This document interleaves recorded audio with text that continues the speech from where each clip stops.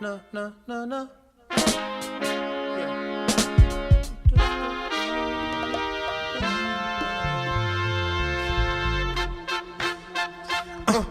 Hey baby,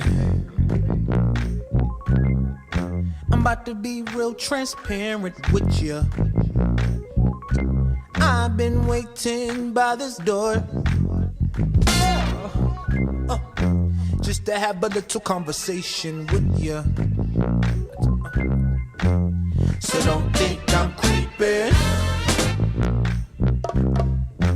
I just want your name. And maybe you can slide your digits too. Cause I put a lot of work in my game. Oh yeah. So baby, role play. Baby, won't you come and role play with me? Role play, baby. I know you know me, but let's switch it up. Baby, won't you role play? Hey, you beat my nerves. All right, Between Sundays is back. It is a Wednesday. Tune in. Check out what the boys are saying on tonight. It is Keith Pelzer here, and I welcome you to Between Sundays. But you're going to get another welcome from these two handsome gentlemen sitting right behind me. It is a Wednesday night. It's a new year. It's another day. There's a lot going on. There's a conversation about oil, dress, and a bunch of other things. But tonight we just talk about ministry and gigs. All right. Turn it over to Darian and Jay. All right. Between Sundays, Happy New Year to everyone. Happy New Year, everybody. We are back for episode 61. Again, we're a platform where we offer perspectives of the modern church, ministry, operation, and the many nuances therein from the lens of worship arts and multimedia personnel. If you're in the building, let us know you're in the building. If you don't mind sharing to your page, sharing to a group, tagging someone. We'd love to get as many people in on this conversation as possible. It is a ongoing conversation that's some people are exhausted by. But we wanted to open the cupboard. Before we do that, definitely a great rest in power to the incomparable and one and only Richard Smallwood. Yeah, rest in peace. All right, so tonight, ministry versus gig. What's the fuss? What is the fuss? Yeah, that is. What is the fuss? Ministry versus gig. This is one of those conversations in social media world, particularly amongst the church social media world, the gospel social media world, the church and gospel musician social media world. That's a hot button topic. It kind of comes and goes. So, here for a little while, and then we don't hear nothing. Then it's right back in somebody's post or somebody's video or, over the pulpit, something to that magnitude. So we want to talk a little bit about it tonight. Ministry versus gig. And what we're attempting to do is, I guess we're attempting to understand, the divide, and, why it's, I guess, such a almost offending word to use when we talk about gig in, our church and ministry settings. Again, it seems to be, that word that really just rubs people in the wrong way when, gig is used, even if it is used, in a very innocent, and even, sober intention. Okay. it seems to rub people the wrong It way. does. It really does. All day. So, Jay, I want to come to you for your thoughts first, but let me set this up. And here's how I would set it up. It seems to me that in this conversation, that the default comparison or the default perspective of what a gig is or what a gig is likened to, similar to, it seems like the default of most that maybe, take big issue with gig being used in the church and the ministry context.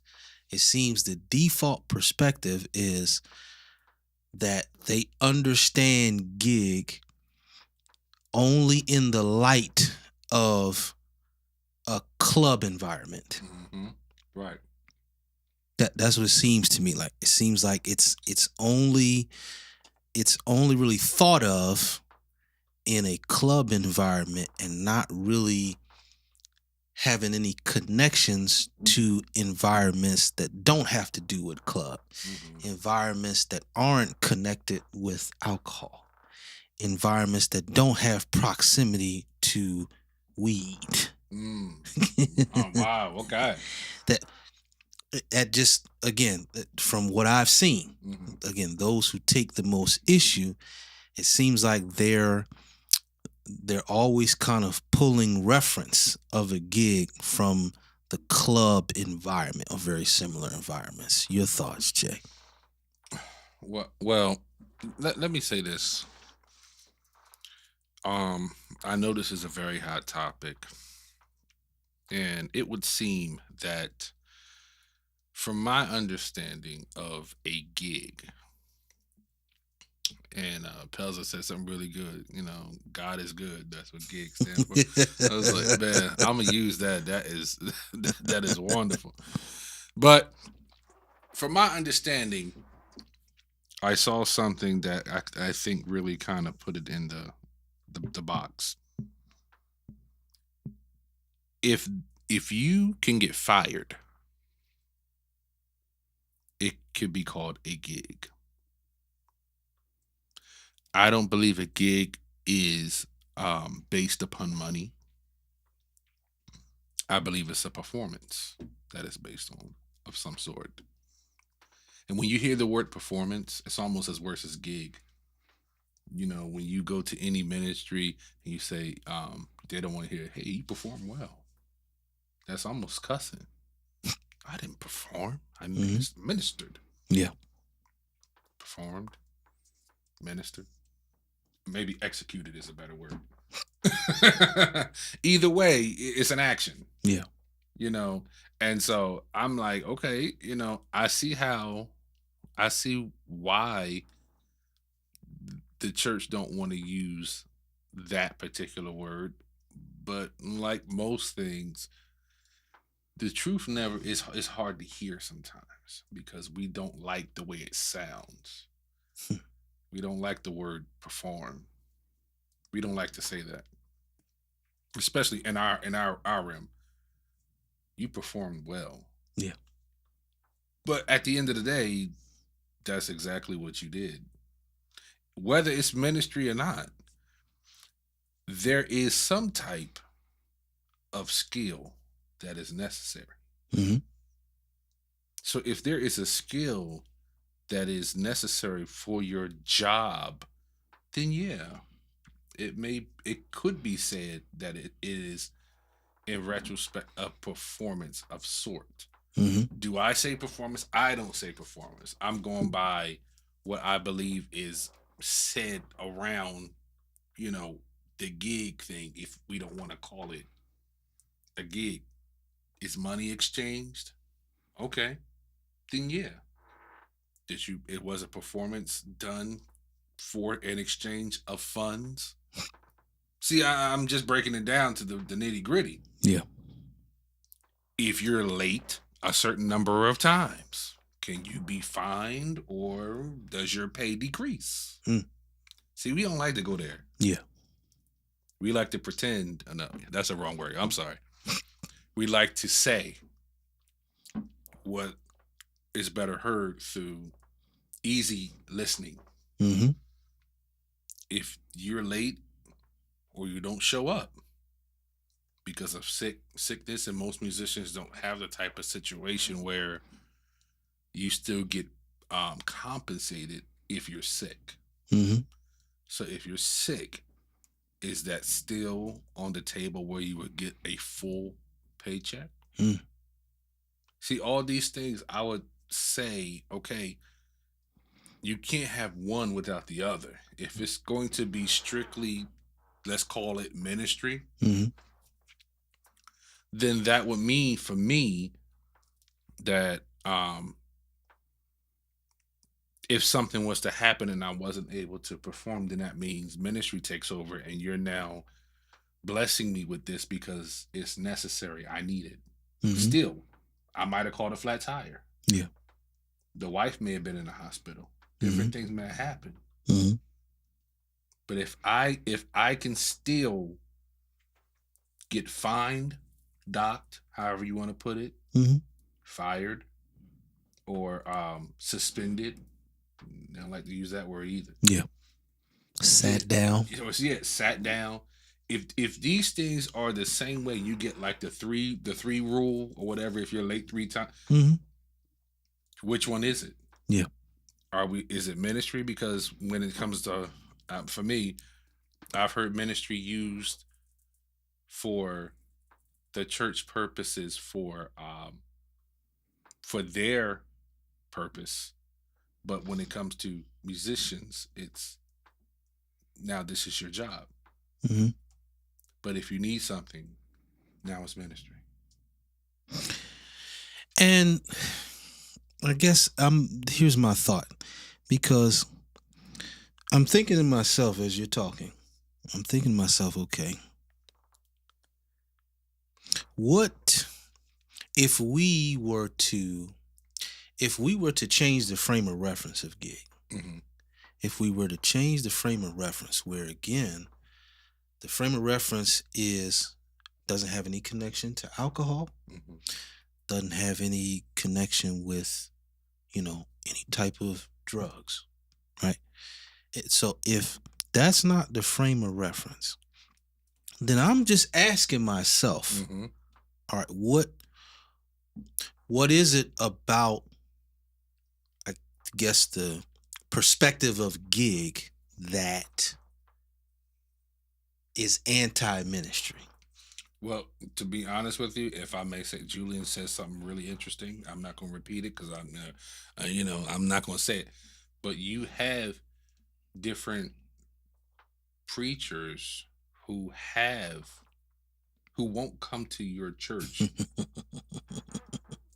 unless, or your conference, unless certain things are met, certain Mm-hmm. Certain stipulations. Yes, Mhm. that's the word. So if certain stipulations are met, then they're able to come. However, it seems, I'm not saying it seems like when it's called a gig, it's only directed to the music ministry. Yep. But when we're talking about gig as in the Google Mhm. dictionary of what a gig actually is, Mhm. we don't like to hit that part though. Yeah. As we were talking in, let's say, our pre-meeting, when you brought that up, I said, I believe a lot of people, they always use because most dictionaries, the first definition, sometimes the second definition, when you look up gig, in most dictionaries, the first definition usually contains the word performer or performance. Mm-hmm. And so I think that's many people's, their first go-to. But if they look further down, Right. then, they would see a different description, Mm-hmm. which, okay, for one, would be any job, especially one of short and uncertain duration. Right. And the reference on that definition, dictionary.com, It referenced a teaching gig. Mm-hmm. Didn't reference, a musician. Right. That's right. That's what I'm saying. Like of some type of performance of some sort. If you have a skill, if there is a skill that's being performed, it could be called a gig by definition. So, Pels, I would like to come your way. And my question to you, Pels, is I guess what would be the sober meaning behind when a pastor says to a musician, I'm looking for you to do ministry with us? Is that the question? Yeah. I'm looking for you to do ministry with us? Yeah. What is, I would say, what is the, for those who are who have integrity when they ask that question, or when they approach that musician and they're coming from an integral point of view, what is it that they mean when their approach is, hey man, I'm hoping that you would come aboard and do ministry with us? For some reason it doesn't really seem like the person that's sincere about it, or that has knowledge of it or knows directly what they want, they don't really differentiate between gig and ministry, because in most cases they're wise enough to know we don't have to define what I need you to do. This is one of those, the Lord has already kind of spoken it to the leader. As you're building something, the architect has to be precise. Like, you have to know exactly who that is, what they're doing. Do they have the credentials, this, that, and the third? Things you got to get approved by the state, the city, law, whatever. Then there's some things that ain't that deep. So if the truck's coming to unload the chairs and the agreement is they're going to drop them off on the sidewalk, you don't have to have a certified moving company to come in and do it. So you just say, hey, I need people to move these chairs in. Sometimes the music department can be like that, because if the push is more of a teaching ministry, we would like to have music, but I don't want to make this complicated, because I don't want to give you the idea that I need you to start teaching and leading my members in any sort. I just need music. It's kind of like a DJ at a party. Mm-hmm. I just need you to play music for the atmosphere. Exactly. Right. So in that sense, that's when other people start to compartmentalize this as gig, ministry. But I know from my leadership, every ask wasn't, ministry in a sense, right? It was more so, I'll take your word at it. Most musicians that come to church, a pastor's going to give you the benefit of the doubt and at least assume that you saved. If you know enough church songs. We know that doesn't mean that you are, but you do get the benefit of the doubt. Most of them ain't gonna pat you down to see if you smoke, drink, whatever, if you got a side joint, whatever. Yeah. They just like, yo, I know you can play, and we're gonna ask you to come do this. They're feeling you out to see if we want to elevate you to something else, or we want to open a door for more things. But the agreement, I think Julian said it too. The agreement is more so, here's the terms of agreement. Here's the handshake, the binding, whatever. But like you said, don't shove a contract in my face if you're not giving me benefits, and you're not going to treat it like, here we go, Darian, a gig, not ministry, right? Because ministry, I don't need ministry. I don't need benefits. Yeah. If it's just ministry, the Lord shall supply all my needs. No, I need benefits. I got a certain amount of money I got to put out every month, so I need to know what I'm getting. I got to do taxes. I got to do X, Y, and Z. At that point, it's a job. Job interchangeably goes with the word gig, because they pretty much, there's an exchange of some sort and a specific expectation of some sort. So, I mean, Darren, back to stay on point and answer your question right there, it's more on the leader. When the leader doesn't know what they're doing, they actually cause more of the problem, because then they'll say, I want you to do ministry, when they technically just want you to gig. Yeah. Right? Yeah. And I'll say this and get off the screen. Ministers of music, true minister of music, no matter what instrument that is, they all gig. if you say you ministered Mhm. last year, you technically gigged. But if you gigged, it doesn't mean you ministered all the time. Mm-hmm. Right? Because you can gig, but that doesn't mean it's ministry. But as a minister, you can gig. Mm-hmm. And then if you as a minister get called to a gig, you're still going to do ministry, even if the other people did a gig. Yeah. Because that's who you are. Mm-hmm. So technically, they basically go the same. And it's kind of like that damn dress. We can stop arguing about it. Because no matter what that word means, the expectation is pretty much the same. Mm-hmm. And the illusion of expecting more, this is where it gets complicated. You say, I have a minister of music. I got you in here, hired you because you know how to minister. Okay, I'm playing the songs that y'all asked me to play or I told y'all we're going to do to meet with the pastor once. Mm-hmm. Now, if I start actually ministering the way I believe that God is showing me that I believe is in line with connection with the people in the pews that you don't talk to, Reverend, other Yeah. than preaching to them. Yeah. You shut me down when I was actually ministering. Because I went to the dun dun dun dun, Yeah. and you said, oh, all right, that's enough now. Uh-oh. You just stopped my ministry. That's it right there. Now, if I stick with it as a gig, I'm just like, yo, it's whatever play call you make, Mm-hmm. Patulo. It's whatever call you make. Let me stop.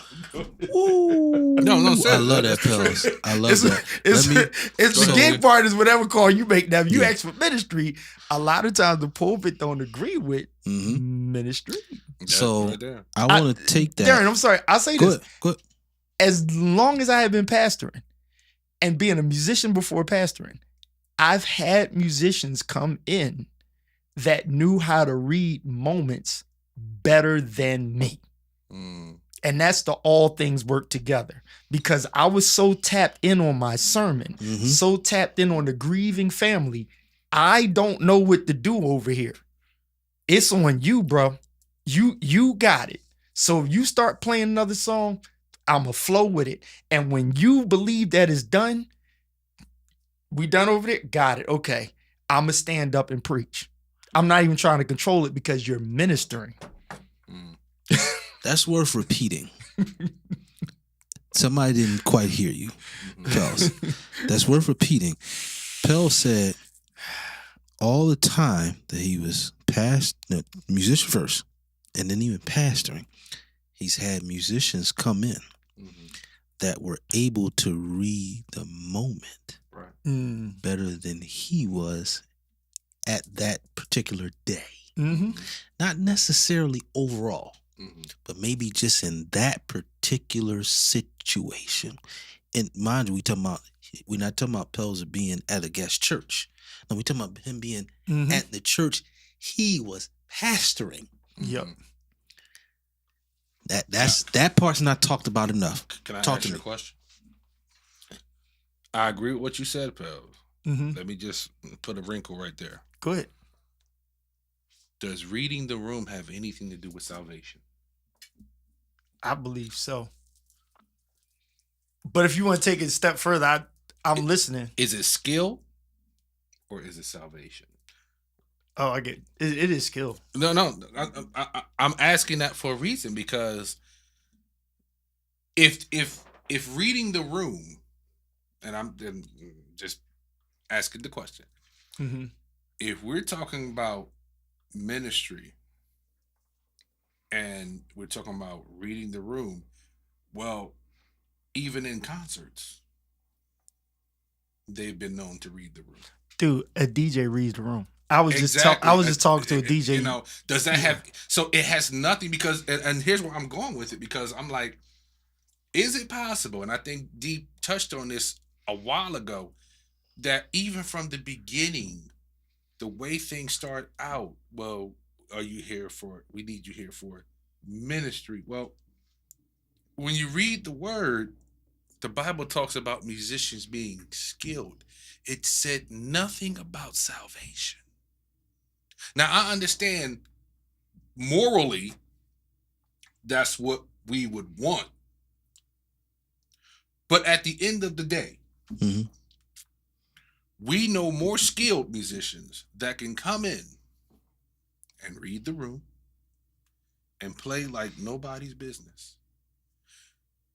And they're not, or they, I don't know. They may not be saved, or they may not have salvation in view. However, they are in the presence of the Lord. Yeah. And they do praise, because everything that have breath, praise. They are praising the Lord, and the Lord can use them even in what they're doing. However, is it skill that can read the room, or has anything to do with salvation? I would say it's both. It's both, bro. Because put it this way, I can read the room, but may not have the skill set to get where I see it needs to go. Right. So that's when you have to rely on.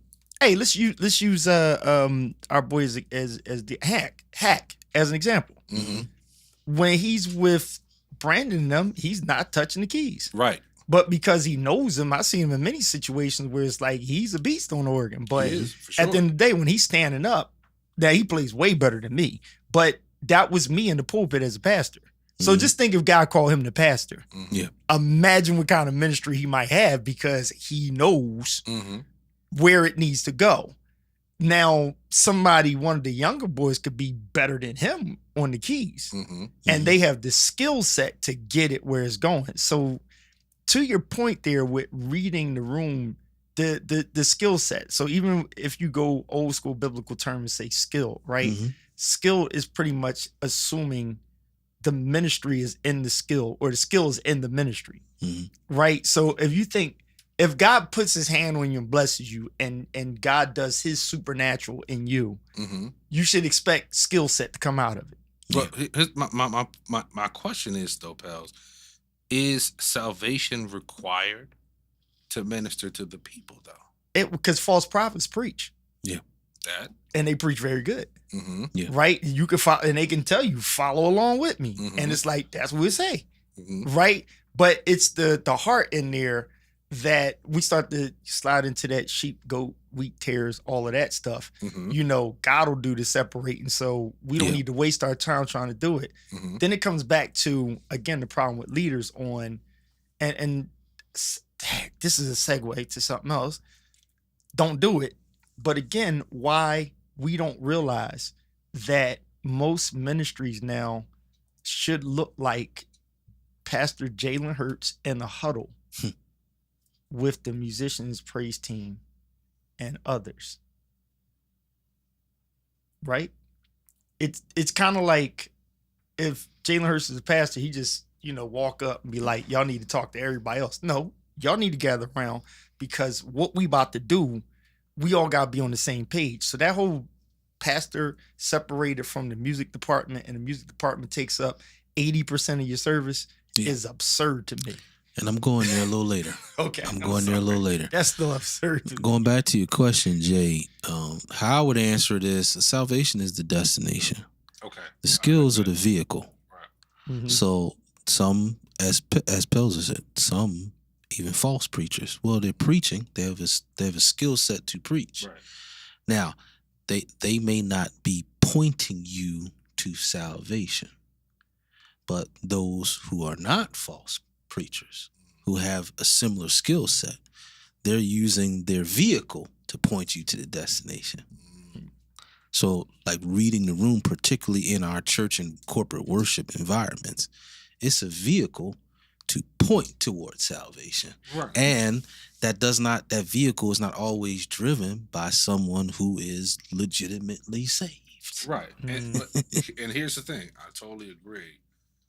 I'm going off the point, though, of a layered cake.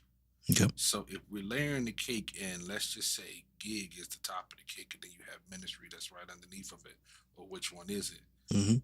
Well, now you got to get down to the root. Yep. And so I'm like, okay, well, like Pell said, do you really want ministry or you want skill? So let me go here, because this is where I was going. That leads me down the path that I was going. It has not been my experience that many churches or pastors that are in position to, let's say, hire either a musician or minister music. It has not been my experience that even with ministry at the forefront, that the main engine of who they hire is measured by how well they can do ministry. Because I would argue you have no way of measuring Right. how well they can do ministry as it pertains to your house. If they're not a byproduct of your house, meaning they came from out of your music ministry and you're promoting them up, then I would argue, how is it that you are able to measure how well someone who did not come from out of your ministry can do ministry in your specific church? Well, we can close the doors right there.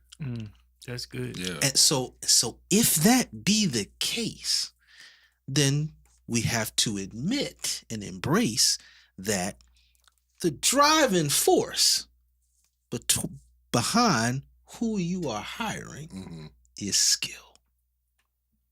Right. That's what I'm It's saying. not ministry, right. It's skill. Now, that's not to say that skill cannot lead into them doing, or that person or persons learning and being able to do effective ministry. Right. I'm just saying that I'm hard pressed to see how you can measure that up front. Right. Because every church is different. That's right. So Exactly. I'm hard pressed to see how. And I went this way for a specific reason. I promise you. I went this way in terms of, churches and pastors not really being able to measure before they hire someone how well they can do ministry. Because the other disconnect that happens, that's kind of a byproduct of it a lot of times, is your connection and your communication with said individual would suggest gig. It would not suggest ministry. Very true. Particularly when we look at that first 6 months to 1 year. Right. Exactly. If we would to really measure and take inspection of, after, as a church or as a pastor, you have hired a musician or a minister of music, depending on your infrastructure. If we were to take inventory on how much we have communicated with that person and what type of connection we have developed with that person, I would venture to say that you wouldn't be able to find a whole lot of ministry in that communication and connection. Just in that small amount of time. Right. So here's where I'm arriving at. So considering those two things, you're looking for someone to do ministry in your church, and you have not taken many steps to show them or to give them any insight on what that means and what that looks like. In your ministry. But you want them to treat it as a ministry. We have to connect those dots. Yeah. Yeah. We gotta connect those dots. Yeah. And this is not me, doing some dissertation on trying to let's say justify, referring to, church situations as a gig more than ministry. That's not what I'm trying to do. I'm not trying to justify moving gig higher on the, the totem pole than ministry, just as it relates to mentality and approach. Right. I'm not attempting to do that whatsoever. I promise you. Not attempting to do that. But what I'm saying is, we got to connect some of these dots because the dots are not really connecting. They're just not. We're just kind of throwing words, terms, and ideologies, but they're not connecting. That's my issue. Right. The dots are not connecting. You know, so now we're left to just quarrel about broken communication. Wow, big. Yeah, that's it. Yeah, that's it right there. So we got to connect these dots, and if we're expecting as church leaders, as pastors, even as minister of music, that's maybe hiring a worship leader or praise and worship leader, if we are looking for ministry from someone we're hiring, then that's how the communication needs to be. There needs to be some insight on what we mean by ministry. Right. But what has that been left to? That's really been left to, don't treat this all about money. And that means what? Right. That's it. And again, it leaves you hanging. Yeah. So again, I'm not saying there's something wrong with that statement when I say don't treat it all about money. But again, like you said, you can't just leave it there. Okay. Well, sir, what is it that you are looking for that will display to you that the music person is not treating it all about money? What's the tangible or even intangible? What are some of the things that you are looking for as the visionary of the house, where you get some confirmation that me, the music person, am not or are not treating it just like, a gig just for money? Yeah. Because if that's never communicated, where are we going? Wow. See, we gotta connect the dots, man. Yeah. You got any more thoughts, bro? Because there's one other place I want to go with this. Nah, go ahead, man. Go ahead. All right. So let's kind of go back. Let's get a little bit deeper in terms of, I guess, a two-side comparison between, let's say, some of the aspects that we liken or compare a gig versus, what are some of the characteristics of ministry? Since we've gone down this rabbit hole, and I'm pleading that we're not connecting the dots. Yeah. Okay, well, and I'll start by giving what I believe may be an answer. But okay, what is it on the gig side again that may not or may be anti-ministry? It may not it may not work on the ministry side. And again, a lot of people's defaults are just just treating it about money. Okay, cool, no worries. All right, that's one thing. Okay, but okay, what else? And so here's what I would offer.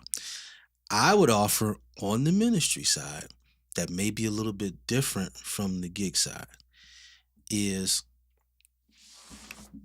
no matter what your position, all right,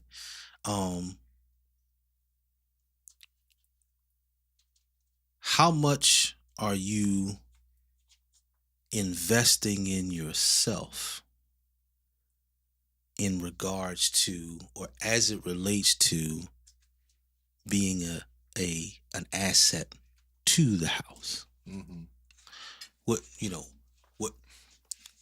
What steps are you necessarily taking, or what personally do you do that, okay, this is something I do specifically to strengthen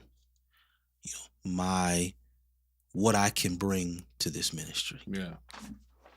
Because on the gig side, it's generally just you show up and you execute. Whatever's asked, you just kind of show up and execute. Well, you still have execution on the ministry side. Right. There's still an execution factor.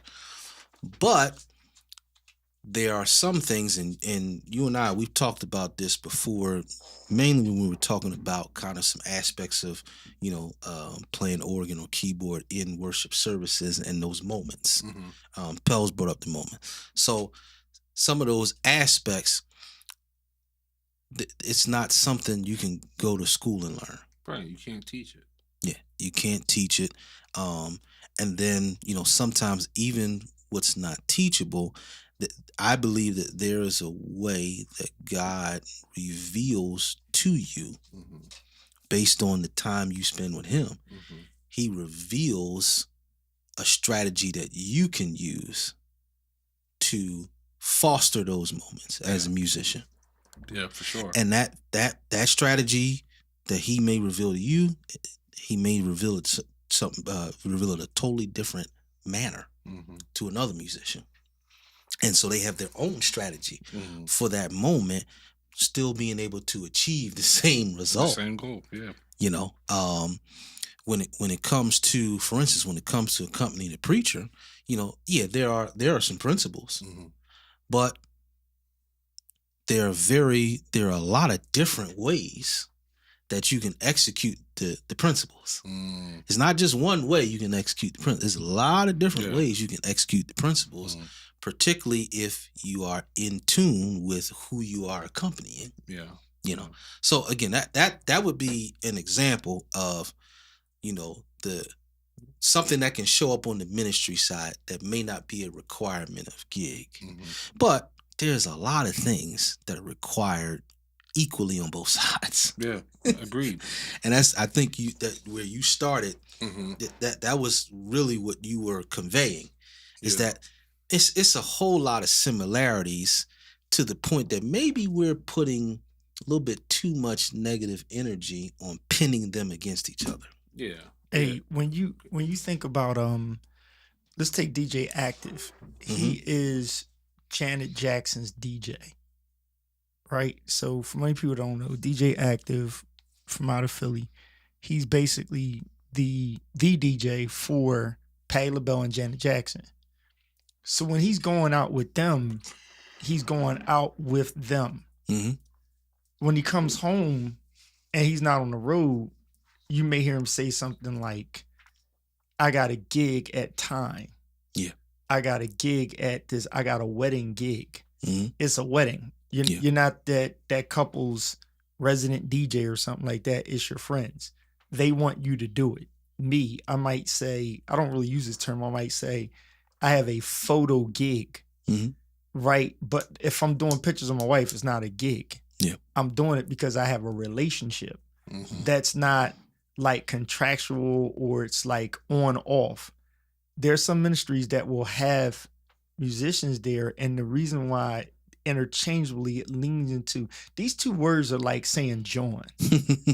Or it's that, if you ever seen that chart where it says when black people say you straight, that's it's all interpretation on the moment, as Darian said, the house, the situation. If I was going to do a something like what Jay would talk about and say, you know what, I'm gonna have service blah blah blah over here at 3 p.m. on Sundays.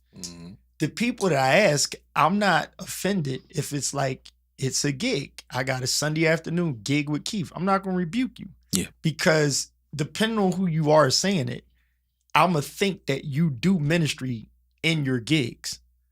So if you're playing, so the word gig in that term means I'm playing for, and I'm going to be compensated, because I don't want people to think like, oh, Keith got Jay and Darren because they probably doing it for free as they bored. No, we worked it out. Like, that's the problem with leaders. Like, we actually are at a stage with churches now that having service, we call having service ministry. In a sense, it's kind of not having ministry any more than it is the bar for the drinker and for the bartender. Yeah. Right? The bartender, bar owner is trying to make money. The people on the other side of the bar are there to socialize and have a good time. Yeah. They are the customers. The problem with churches is almost like, and don't Bishop wouldn't me or nothing like that.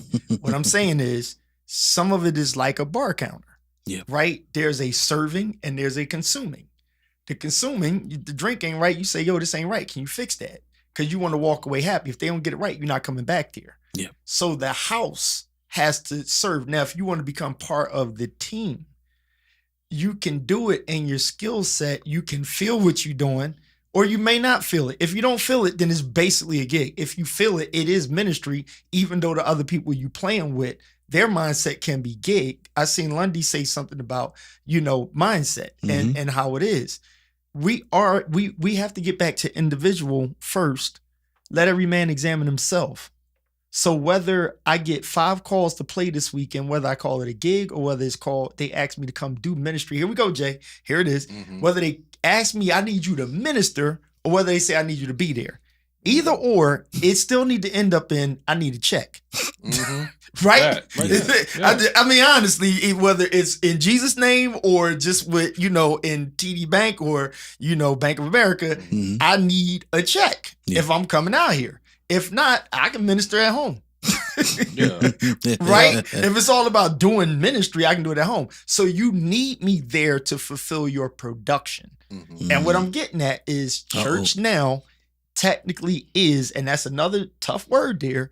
It is not a bad word, but the reality of it is, to make sense, it is production. I'm sorry. You can name, I ain't gonna start naming churches. I can name 5 churches right now that most people that will watch this go to, and you will argue me down, but I'll fight you back on it and say, sorry, your pastor is doing ministry. Your people there are doing ministry, but your Sunday service is production. Whether you want to call it that or not, it is. Yeah. Well, it's to be honest, it's like, I think that this whole thing came back up and regurgitated from a video of a preacher weaponizing that word. So like D said, it's just really, it puts a bad taste in people's mouth when you say that word, and especially when it's coming from the pulpit and it's weaponized to a certain group of people. Yeah. It's not said to the audience. No. It's specifically said, and this is not the first time this happened or the second. Yeah. And it's like, it's always directed to us, to the musicians. Jay, so let's, you know what? I'm gonna touch on something, because you hit a good. What's up, Jennifer? Here's something that you made me think of, and this is the reason why I wanted to interject. It's something y'all used to say, and I heard other musicians say about it. It's the relationship, right? Because on the one hand, because we have a set of people that are just so skilled now, whether they are on their way to heaven or not, they can get the job done, right? It's just less stress if you know the choir is going to nail it, or the praise team is going to nail it, or the musician knows it, or the drummer's in the pocket, right? You that dude could smell like, not picking on drummers, I was just with a whole set of them, and y'all know I ain't picking on y'all, we just laughing. They could smell like 5 nickel bags lit with a bonfire underneath it, but they in the corner, you don't even smell it, but they get to playing it. This church was solid, and the pastor was able to do what he had to do. This landed, the people that prayed, the atmosphere was set right for him, and all that came from skill, and we'll call it ministry. Here's the thing. Was ministry done in that house? Yes. Was everybody technically ministering? Maybe not. Yeah. Right. They were operating on a skill set because they good at doing it. Yeah. I've been to churches where sound man don't even look like he got the soul of that 90% African American congregation, or the person doing the screen that's just like, and on their phone they looking at Taylor Swift or something. Yep. They ain't all in it, but they skill set allowed it. But we'll say, oh, thank you for the audio video ministry team. Yeah. Well, half of them probably can't even tell you about Christ. Not picking on, I'm just saying. They may not be able to disciple or nobody. So skill is kind of like a 9-to-5 job. It's either you can do the job or you can't. Yeah. Let me, if I can offer this. I'm gonna take that. But here's what I was saying: the relationship is the piece that technically matters. Yeah. Okay. Because Agreed. the question is, where is your place of, if you don't have any jobs, where's the place you call home? Right. Can you But go ahead, hold Jay. that thought? Yeah. I just Go want to ahead, shout go out ahead, some go ahead. watchers. Yeah, go ahead, And I'm going to come back to your thought. You got it, Jay? You got it? Yeah. Okay, Yeah. good. So just want to shout out some watchers, Jennifer Benton, Jen. Chris Kearney, Dr. Travis Chris. Wilkins, Josh Gilmore, Josh. Reverend Kerry Hill, John Braxton, Charles Lundy, Vicky Caldwell Fordham, Vic. BJ Lewis, Julian Brissett, Rakeem Harris. Right. I think I got everybody. Again, thank you all for tuning in. Renee Bundy. Appreciate y'all. Renee Bundy, thank you all for tuning in. Jay. Take it, Jay. Yeah, so here's the thing. I hate to keep digging this deeper, Dig it. but what I was talking about, it seemed like it's directed to music. How many times have we heard preachers say, "Hey, I need to raise $5,000"? Pels, while he's working, can you put Jennifer Benton's last comment on the screen, please? Yeah. Yeah, I need to raise 10,000, and guess what? They'll say that number. Mm-hmm. It's not, oh, let's just raise an offering. Yep. They'll have a number in mind, and they'll call a line, Mm-hmm. and they darn near won't move service until they get it. Yeah. Mm-hmm. Mm-hmm. I'm lost, and I think this is where, when I say weaponized toward one group of people, that most likely don't have any say in service most of the time. Yeah. Well, They she are. She just said that. Go ahead. Real quick. Go ahead. They are the subject of whatever is being said from the pulpit. Mm-hmm. They don't have no control of that. Yeah. And most of them just have to sit there. Yeah. Now you got some that will leave, but most of the time they don't know what that person is going to say, and it's said from a highlighted position, and it's to one group of people. Yeah. Going back to with the question that Jennifer just put up. Yes, that's right, Jen. Now, let me, before I, give what I believe is the answer, I didn't ask the question. Jennifer asked the question. But the question was, why are preachers more comfortable with confronting musicians but not their fellow preachers who at times lack discipline and integrity? Pelzer, it is hard for me to believe that the answer to that question has anything to do or has something to do with anything that's not superiority.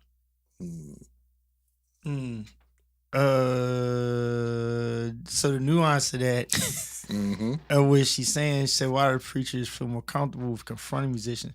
Now, here's the problem with especially the black church across the board.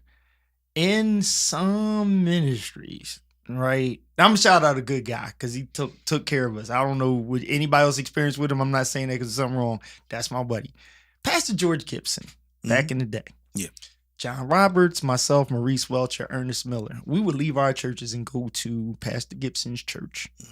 And he would have afternoon service. And we played. He paid us. No problem. My relationship with Willie Phillips, great. Had to go do Saturday, Salisbury, Maryland, whatever.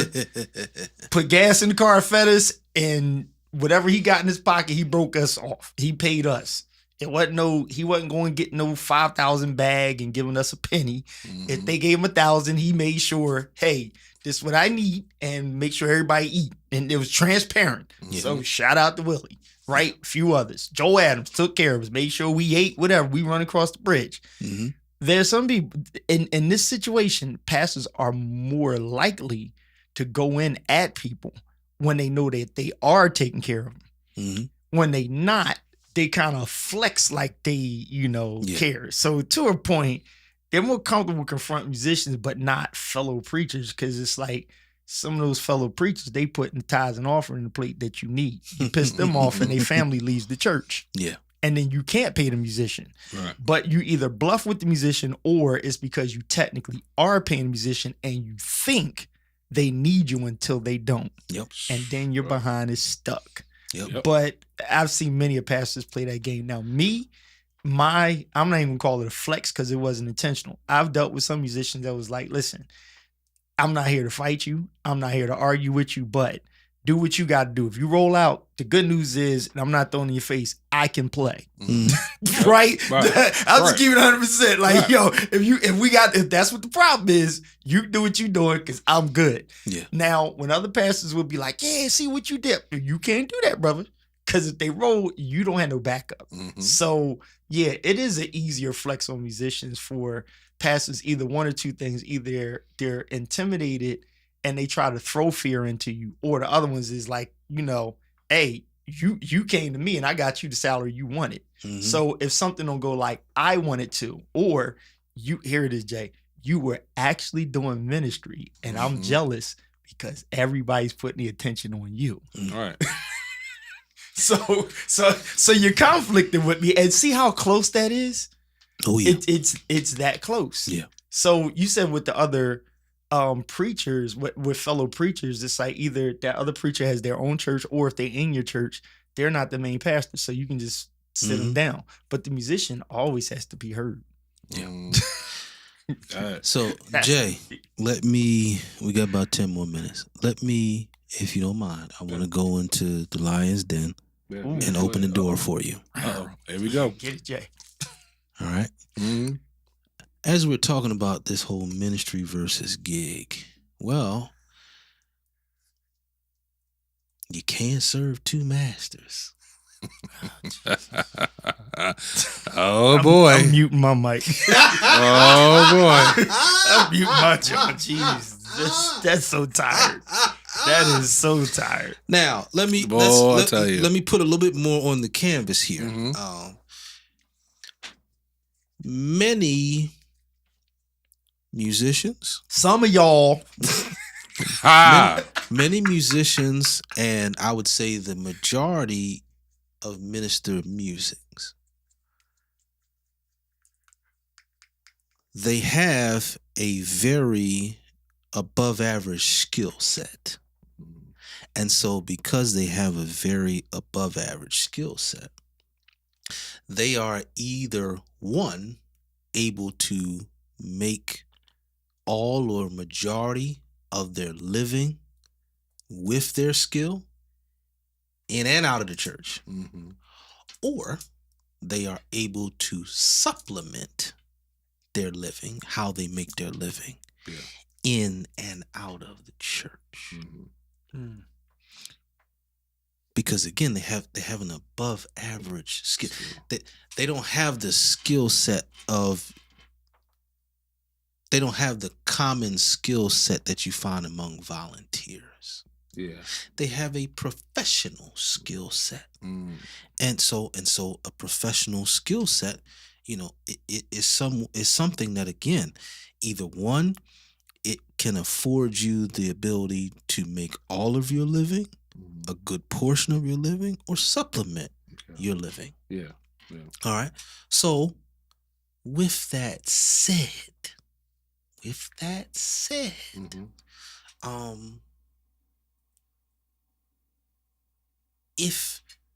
they are supplementing their living outside of the church, well, ain't no way to cut it. That's a gig. Period. We can't really wrap ministry in that. Right. Because it's not necessarily in the church. Right. It is not necessarily pointing to salvation. Right. Now, at the same time, it's not necessarily the club. It could be, for instance, the wedding band. Yep. It could be, a music teacher. And watch this. Not every music teacher is one that actually teaches a class full of students. Some music teachers, they are just, what they do is they just instruct an ensemble within a music department. So they don't necessarily teach classes such as theory, such as music reading, things of that nature. There's some that all they do is one-on-one instruction with the undergrad student, and they do instruction with, for instance, the jazz ensemble or the orchestra. But again, that's them using this. Yeah. Again, in those instances, no alcohol, no weed, nothing like that. Yeah. It's a gig. Period. Period. It's a gig.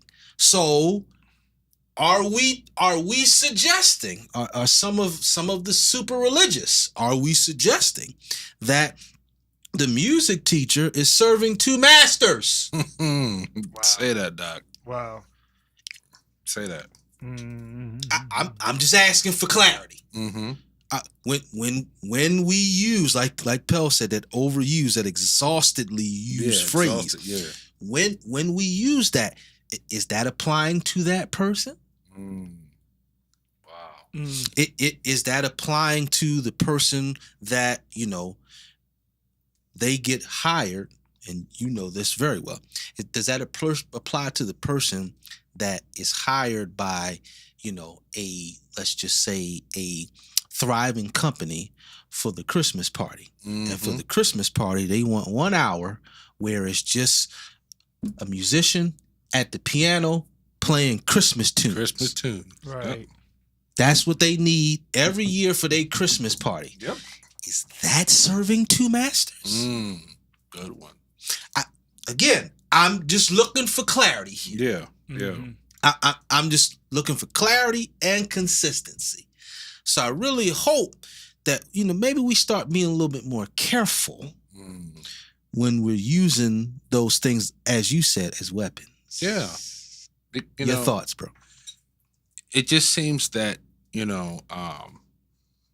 when that word is used, especially when you have, and I'm just saying this, when you have incoming guest pastors that don't know the ministry, yet rebuking something they have no idea. It's almost like you're trying to turn the musicians into basically glorified gestures. Back in the day, the gesture, was like a clown for the king. Yeah. He got paid or compensated to make me laugh. And when he didn't make me laugh, when he made me laugh, he was doing ministry to me. Yeah. But when he don't make me laugh, I'm mad that he didn't make me laugh. And it's like the musicians, oh, well, you didn't play well today, so you didn't minister. Yeah. Well, who's to say he didn't minister? Because you were not satisfied. Because you didn't think he played to his optimum level. But maybe he did minister because it wasn't the cause. The service didn't need that. Yeah. Every service is not a shouting Absolutely service. Oh well, we need musicians that's going to shout us. Is this ministry or are we gestures? We here to make you laugh. We here to make you cry. We here to make you dance. Is it ministry or are we just a jukebox? That put us on the throne, on the record, let us spin. It's when you say when you weaponize gig, you make it seem mechanical. Because as you said, most of the time, musicians are doing ministry because they are not shown what ministry looks like from that ministry. Absolutely. From that particular church. Yeah. You don't have, most pastors don't really sit down and have that conversation. And it goes to what Pell's brought up that I repeated in terms of, that's an example when he talked about, he's had musicians that were able to read a moment better than he could. So that's an example of a conversation that could be had between the pastor or the leadership of the church and an incoming musician or minister of music. Yeah. Talking about let's say the thermostat, the musical DNA of the church. And unfortunately, there is too many churches where the pastor or someone in leadership can't answer that. Mm.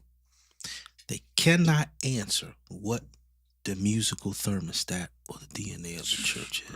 Bro, that's the issue there. Matt Cook, I don't want to mix up what he may or may have not been saying, but just the words itself just simply says, don't be lost. That's their goal, the bag. Mhm. And when I think about that, right, so in my day and era growing up, that Gen X, like 35s to 50s, 55 club, right? Mhm.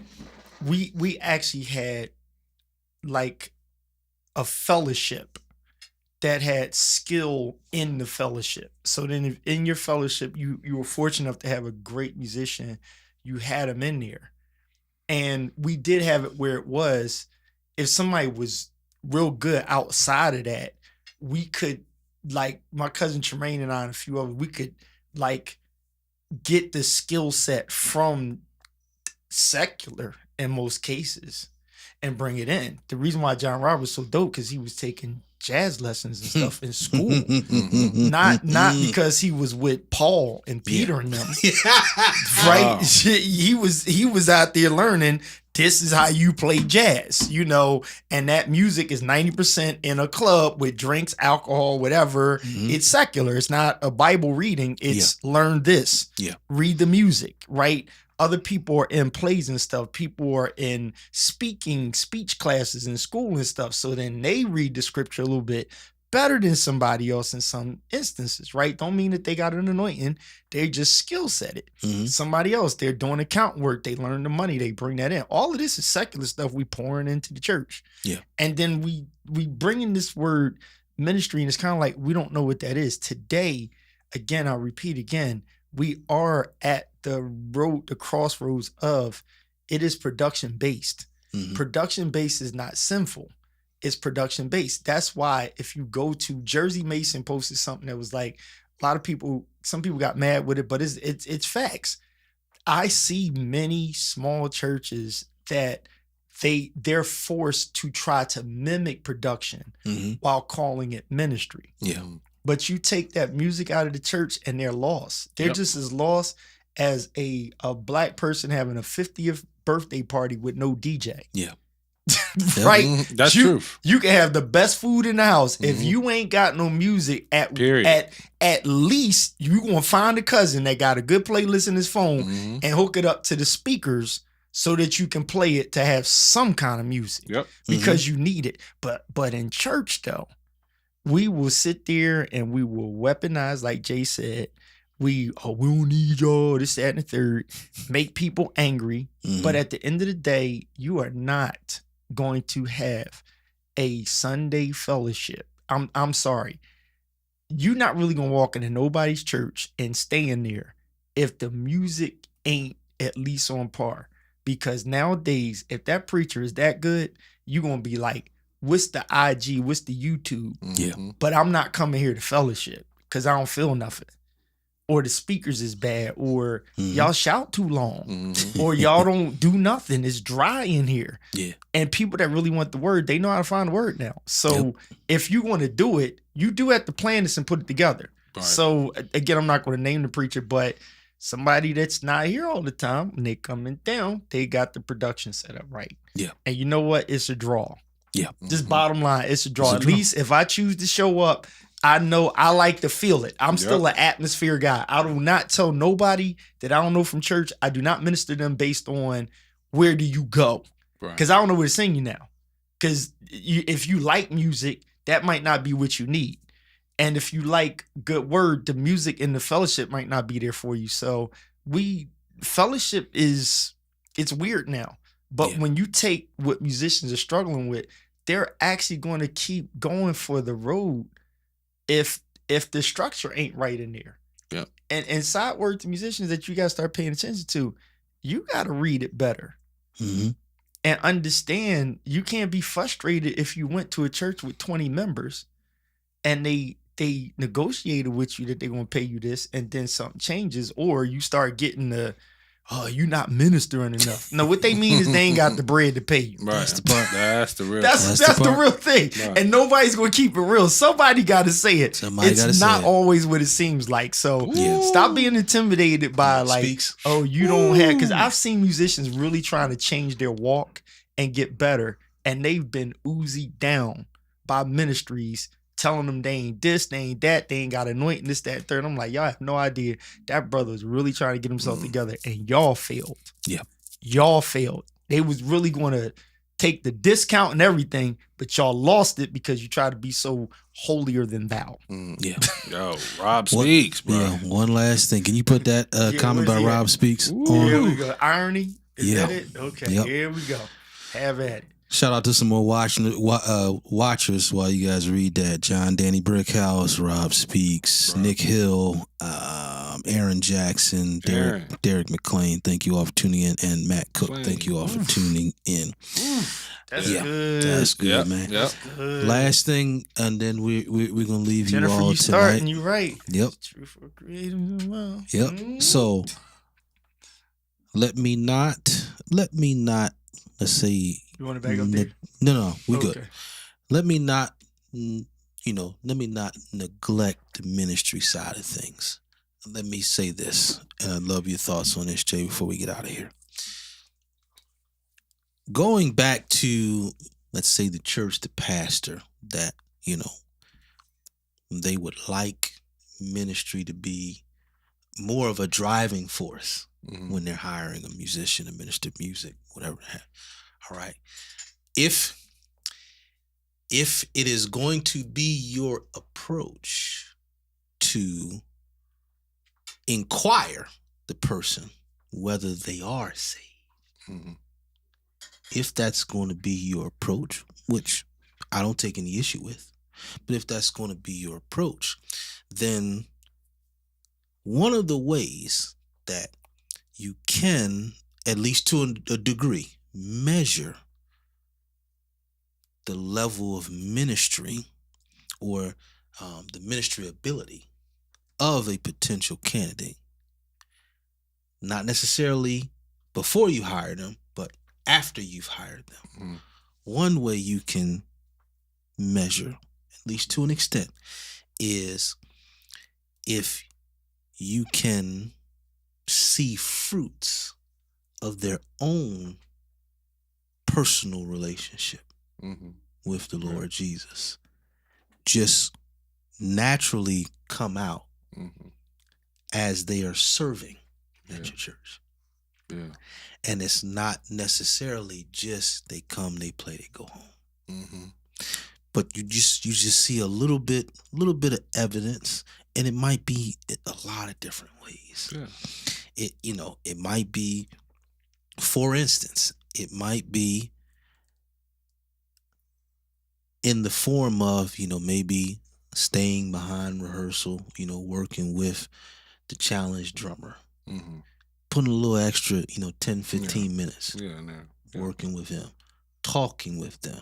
Might even be, some extra time talking with, whoever, maybe the choir director, in terms of just kind of making sure they're on the same page, getting to know, some of their, let's say, their tendencies and, kind of how they think and, how they move, and not necessarily, just relying on that on Sundays. Again, if it's just gig, you don't see that stuff happen.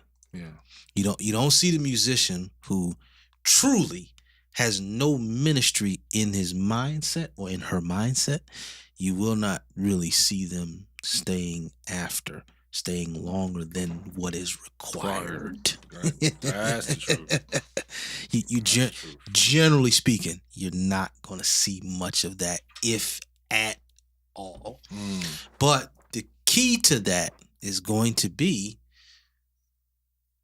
inquiring and getting to know whether or not they are saved before you hire them. Because that's normally not necessarily an upfront question. It's not. And it should be, but it's not. Hey, I ponder this for one of the next discussions, right? What if, imagine if you will, a group of musicians or a real skilled musician says, I want to partner with a ministry, like with that, y'all can clap back on this. Does that almost seem like it makes sense? Because if we're all called to minister, right, and we want to effectively, let's take 2819 Church, for example, just as an example. Yeah. Because it was such a radical move in the Atlanta area. Pastor, hoodie, black hoodie, this, that, and the third, sparking a whole bunch of outrage and stuff, like, boom. We look at that again and we say, okay, Philip, what's the Anthony Michael, whatever, right? Anthony Mitchell. Anthony Mitchell. So Philip Anthony Mitchell, the Lord told him to go here and preach the gospel, blah, blah, blah. What if there's a situation like that and there's the not abandoned, but the disconnected Troy Chambers. I'm just using fair names we all know. That's real tight with Darian and Jay and Austin and Aaron and who else. And that collective, just says, we're sick and tired of the church like it is, and blah, blah, blah, blah, blah. And we're going to stick together because God has, enlarged our territory. So it's not about money. Yeah. But we're going to take the check, but it's not about money. But we want to partner with somebody. We listen to a bunch of different pastors, preachers. Yeah.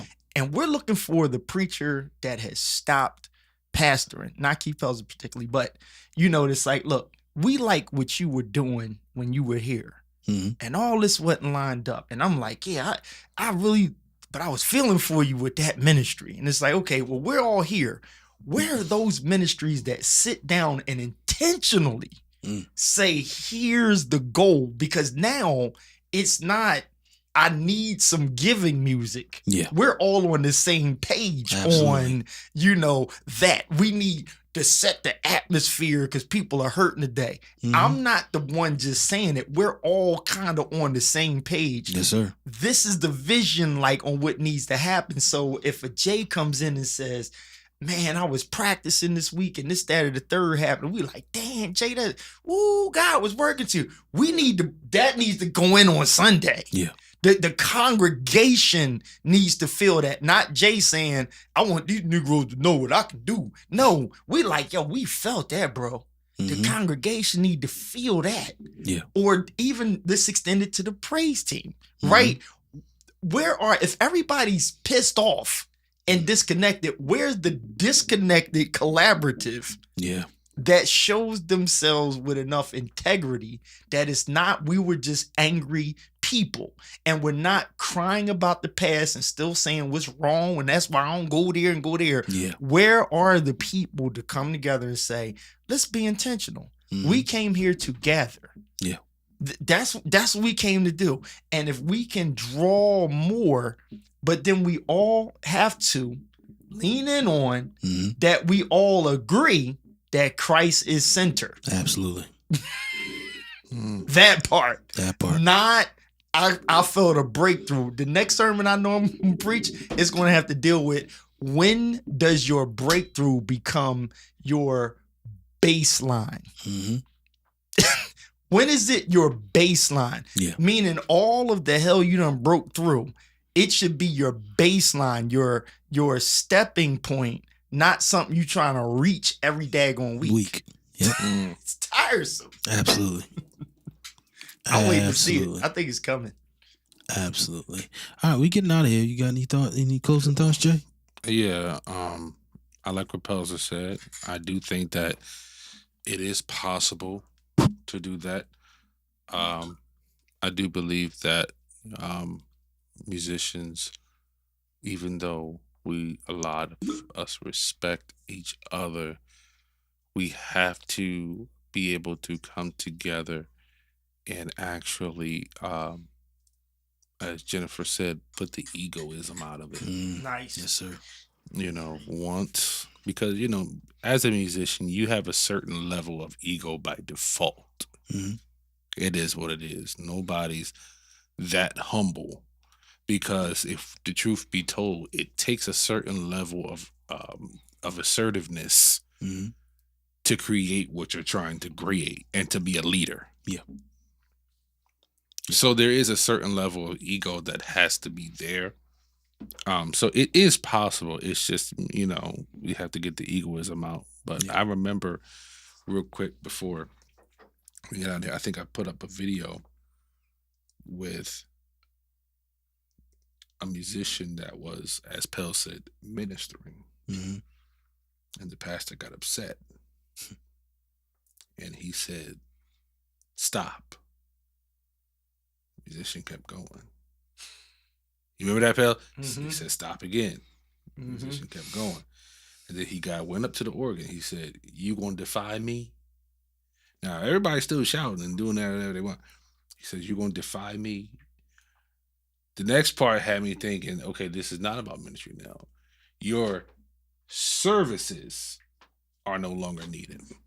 Mm-hmm. Not your ministry. Services. See how that turned? Yeah. Oh, yeah. Right. That's Oh, yeah. good. You see how that turned? I like the flip. That's the flip. Now all of a sudden, the ministry out the window right now. But that's for another day. Yeah. But yeah, I believe that we all can come together as long as the egoism is out. Yeah. That would be awesome to start, for sure. Absolutely. And listen, the ministry versus the gig. Listen, let's communicate ministry before we expect ministry. Yeah. Good one.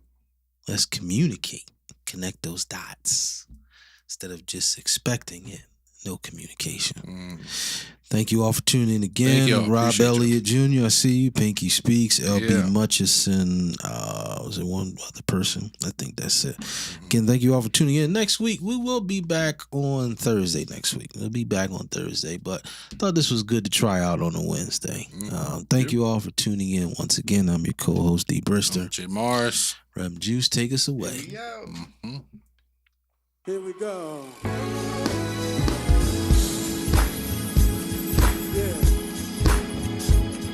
We're still moving, y'all.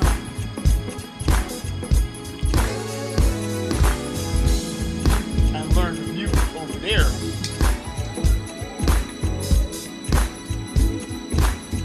Break it down. I don't know who I'm talking to, but the Lord has given me a word for you. Whatever you're